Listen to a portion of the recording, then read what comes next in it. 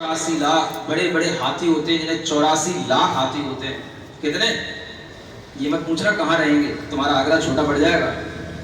18 करोड़ बहुत बड़े बड़े तेजी से दौड़ने वाले घोड़े होते हैं जो हवा से बातें करते हैं। 84 करोड़ प्रमाण अनेक प्रकार के बड़े बड़े उनके पैदक संघ होते हैं और 96,000 उनकी रानियां होती हैं। कितनी? 10 खा की गरबत पढ़ना भाई। कितने? एक चक्रवर्ती की 96,000 रानियां होती हैं। बोलो बोलो एक बार बोल के बताओ। 96,000 96,000 मतलब सही समझ में आ रहा। ऐसी वे अनेक तरह की संपदा को धारण करने वाले और शरीर से अति मनोज्ञ समचतुर संस्थान उत्कृष्ट बल अनेक प्रकार के उनके लिए मिलेच्छादी राजा भी उनके चरणों की सेवा करने वाले और 32,000 मुकुटबंद राजा जिनके चरणों में बैठ करके हमेशा प्रणाम करके उनकी आज्ञा पाने की इच्छा करते हैं। ऐसे हुए चक्रवर्ती होते हैं जिनके पास में 9 निधियां होती हैं और 14 रत्न होते हैं।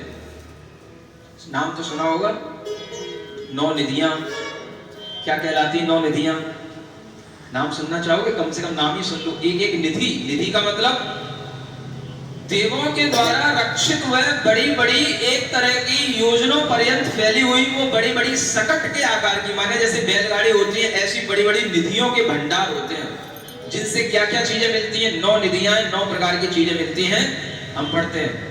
प्रथम काल निधि शुभ आकार सो अनेक पुस्तक दातार महाकाल निधि तुझे कही या की महिमा सुनियो सही।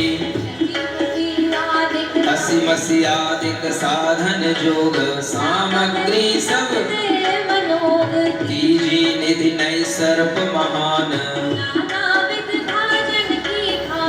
पांडुक नाम चतुर्थी होय पदम पंचमी शुक्रत खेत मानव नाम छठी निधि जेय सप्तम सुबल पिंगला नाम शंख निधान 8वीं गणी सर्वरत्न नवगी निधि शार ये 9 निधि चक्रेश के शकटाकृत संठान 8 चक्र संजोक्त शुभ चौखूटी सब ध्यान जोजन 8 उतंग अति नव जोजन विस्तार 12 मित दीर्घ सकल बसे गगन निरधार प्रदान की जाती है। तीसरी नैसर्ग निधि होती है जिससे अनेक प्रकार के बर्तन मिलते हैं, भाजन मिलते हैं। सुन रहे हो? क्या मिलते हैं? भाजन। भाजन माने होता है बर्तन। और ये ध्यान रखना कि ये बर्तन जो मिलते हैं ये सब अच्छी क्वालिटी के बर्तन मिलते हैं उनको, एल्यूमिनियम के नहीं। क्या सुन रहे हो? आज आप लोग एक बात और अपने लिए ध्यान में रख करके यहां से उठे, एक अच्छी बात, जिन जिनके घरों में भोजन बनाने के लिए एल्यूमिनियम के बर्तन यूज किए जाते हैं वो अगर अपने आप को कैंसर और ट्यूमर जैसी बीमारी से बचाना चाहते हैं तो आज ही उन एल्यूमिनियम के बर्तनों को बाहर फेंक देना। सुन रहे हो? नहीं सुन रहे हो? अच्छी बातें सुनते हो कि नहीं सुनते हो? एल्यूमिनियम एक ऐसी भारी धातु होती है जिसके माध्यम से अपने आप उसमें जो वस्तु बनती है उसमें वो एल्यूमिनियम के अंश उसमें चले जाते हैं और उसके माध्यम से शरीर में कैंसर जैसी बीमारियां बनती हैं और उसके माध्यम से अनेक तरह की हमको हानियां पहुंचती हैं। इसलिए कभी भी ऐसे बर्तनों में, ऐसे प्रेशर कुकर में आपको न दालें गलानी चाहिए न कोई भोजन बनाना चाहिए। इन धातुओं का उपयोग पहले किया ही नहीं जाता था। कुछ नहीं है, मिट्टी सबसे अच्छी धातु है। मिट्टी के बर्तन में भोजन बनाओ, अच्छे बर्तन मिले तो अच्छा लोहे के बर्तन में भोजन बनाओ, भले ही वो स्टेनलेस स्टील का हो, कम से कम उसमें आयरन का गुण आएगा। लोहे की कढ़ाई में अगर भोजन बनाओगे, कोई भी मतलब सब्जी वगैरह बनाओगे या कोई भी चीजें तलाओगे तो उसमें आयरन की क्वालिटी आ जाती है। अगर और बड़े आदमी हो तो चांदी के बर्तन रखो, सोने के बर्तन रखो, और बड़े आदमी हो तो रत्नों के बर्तन रखो, लेकिन एल्यूमिनियम के बर्तनों का उपयोग नहीं करो, तभी तुम्हारा जीवन सुरक्षित रहेगा।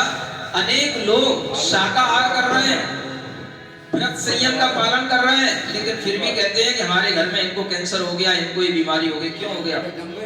ये बीमारियों का बहुत बड़ा कारण है। ऐसे बर्तन जो हमारे जीवन को अच्छा बनाए, हमें स्वस्थ बना करके रखें, ऐसे बर्तनों का उपयोग करना सीखें। और इसी प्रकार के बर्तनों का उपयोग करके आपको साधु संतों के लिए भी भोजन देने की चेष्टा करनी चाहिए। समझ आ रहा है? जियो और जीने दो, लेकिन तुम लोग क्या करते हो? मरो मरने दो। मरो और मरन दो।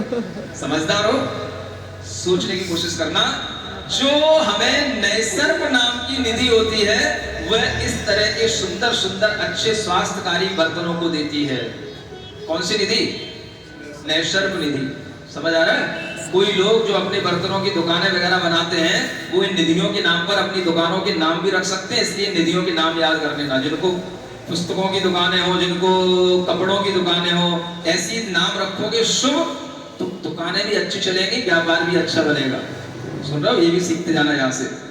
चौथी पांडुक नाम की निधि होती है, जिससे अनेक प्रकार के रसदायक पदार्थ निकलते, माने अनेक रस धन होते हैं, जिनसे औषधियां बनती हैं। ऐसे अनेक तरह के रस वो उससे प्राप्त होते हैं। पांचवी पदम नाम की निधि होती है, जिससे हमें वस्त्र प्राप्त होते हैं। सुन रहे हो? कपड़े की दुकानों वालों, कौन सी निधि से वस्त्र प्राप्त होते हैं? पदम। पद्म निधि से। अपना अपनी निधि तो याद कर ही लेना। छठवीं मानव नाम की निधि होती है, जिससे अनेक प्रकार के आयुध मिलते हैं। आयुध माने अस्त्र शस्त्र। और सातवीं पिंगला नाम की निधि होती है, जिससे अनेक प्रकार के आभूषणों की प्राप्ति होती है। आठवीं शंख नाम की निधि होती है, जिससे अनेक प्रकार के बाजे मिलते हैं। ये हारमोनियम, गिटार, तबले, सितार, ये सब उससे अपने आप प्राप्त होते हैं।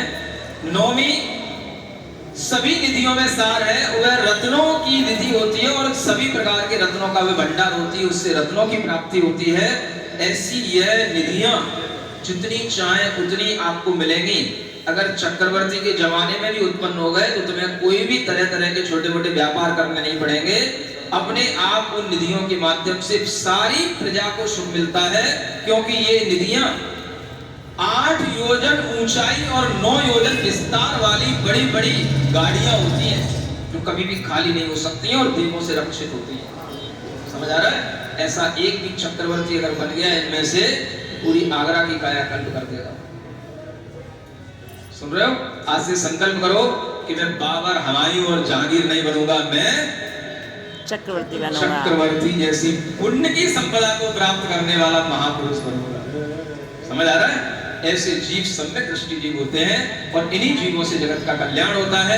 आज हमने ये कथा इतनी सुनी है, ये कथा हम और आगे सुनेंगे कि चक्रवर्ती की और कितनी विभूतियों के साथ में वो अपना जीवन जीते हैं और कैसे वो आगे अपने जीवन को और संजोते हैं।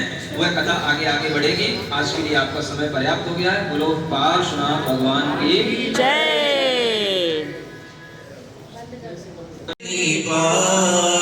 अनंत गुण मुक्ता पाने को चरण नमाऊंगा।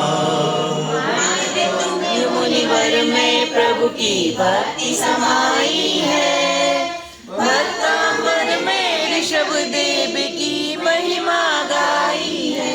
देवादिदेवी खजाना श्री आदिनाथ भगवान की जय। जग में कई सैकड़ों नारी पुत्र जन्म देती, किंतु आपसे सुत की मां सामान्य नहीं होती। एकमात्र ही मरुदेवी मां महान कहलाई। विक्रम कर जित शासन की शान पुत्र पाई। पूर्व दिशा ही एक अनोखी दिन कर उदित करे। सभी दिशा दिशाएं तारों को प्रकट करे। मन तुंग मुनिवर में प्रभु की भक्ति समाई है, भक्तांबर देव की महिमा गाई है। ओम जंघाचारण क्रिया रिद्धे जंघाचारण क्रिया रिद्धि प्राप्तेभ्यो नमो दीप्रज्वलनं करोमि वामामनन्ते मुनयः परमं परमेश्वर मनन्ते मनंग के योगीश्वरं विदित्य योगिमनेकमेकं ज्ञान स्वरूप ममलं प्रवदन्ति संता। सज्जन कहीं आपको अव्यय विभो चिंतन ब्रह्म ईश्वर आगम हो असंख्य हो भगवन। मदन विजेता योगीश्वर प्रभु एकानेक जिने ज्ञान स्वरूपी विदित योग हो आदिनाथ परमेश। सब शरण में सहस्र नाम से भक्ति इंद्र करे अल्प शक्ति धर अल्प नाम से हम गुणगान करें। मान तुम मुनिवर में प्रभु की भक्ति समाई है वंदांबर में ऋषभ देव की महिमा गाई है। ओम अग्नि धूम चारण क्रिया रिद्धे अग्नि धूम चारण क्रिया रिद्धि प्राप्तेभ्यो नमो दीप्रज्वलनं करोमि हमारे साथ पारसनाथ तो किस बात की चिंता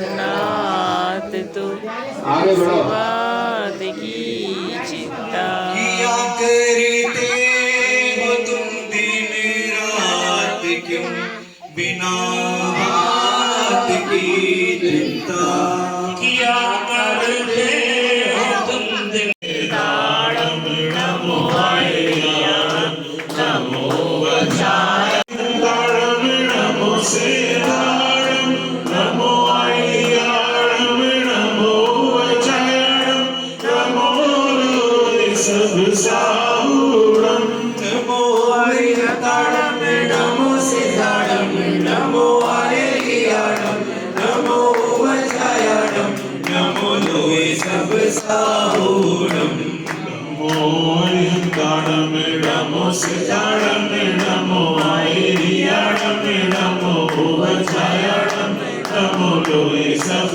साहूड़म नमो ताड़म नमो सिताड़म नमो आयरियाड़म नमो वचायड़म नमो लोए सब साहुड़म नमो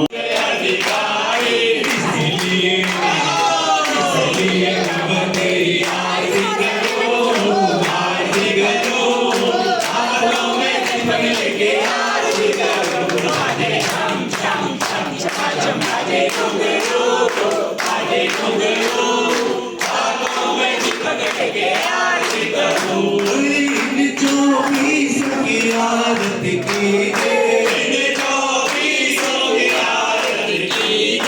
अपनो जन्म सफल कर लीजिए इसलिए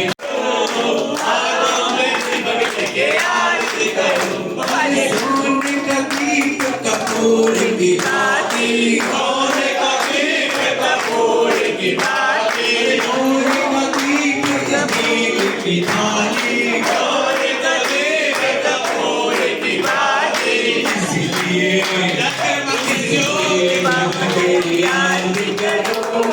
आरती करो हाथों में दीपक लेके आरती करो चम चम चम चम चम बाजे डमरू बाजे डमरू